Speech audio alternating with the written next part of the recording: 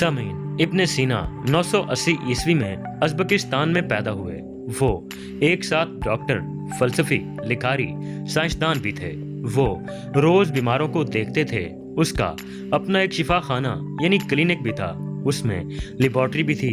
उस लेबॉर्ट्री में मुख्तलिफ सांप और उनके जहर शीशों के ज़रूफ में संभाल कर रखे जाते थे। जब उसके पास कोई बीमार आता तो उसकी खूब चेकअप होती। अगर वो काबिल इलाज होता तो उसको एक तरफ बिठा दिया जाता। अगर बीमार नाकाबिल इलाज होता तो उसको दूसरी तरफ बिठाता। दोनों किस्म के मरीजों को साफ कह देता कि आपका मर्ज काबिल इलाज है या नाकाबिल इलाज है। तो नाकाबिल इलाज मरीज को फारिग कर देता और काबिल इलाज मरीज का इलाज जारी रखता।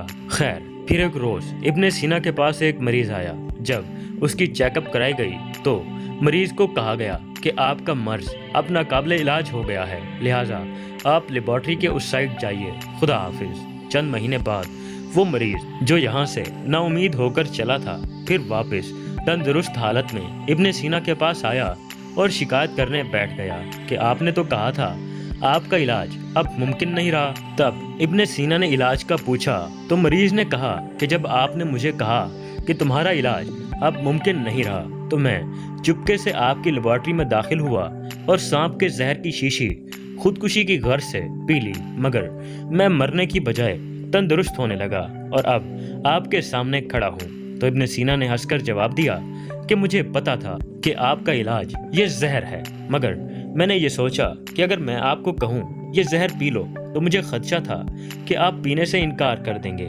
इसलिए ये आप पर छोड़ दिया था। अच्छा हुआ कि आप अब तंदुरुस्त हालत में मेरे सामने खड़े हैं। आजकल मुख्तलिफ दवाइयों पर आपने एक सांप वाला मोनोग्राम बना देखा होगा। याद रहे कि ये मोनोग्राम इब्न सीना का है। इसने बहुत यादगार और नाकाबिल तस्खीर किताबें लिखी हैं और ता क़यामत तक इंसान इब्न सीना की खिदमत याद रखेंगे, क्योंकि मेडिकल के हर मामले में इब्न सीना की रहनुमाई लाजमी है। तो दोस्तों, अगर वीडियो पसंद आए तो लाइक एंड शेयर भी ज़रूर कर दीजिएगा और चैनल को सब्सक्राइब भी ज़रूर कर दीजिएगा। मैं मिलता हूँ नेक्स्ट वीडियो में, तब तक के लिए अपने भाई को इजाज़त दीजिए। शुक्रिया। अल्लाह हाफिज़।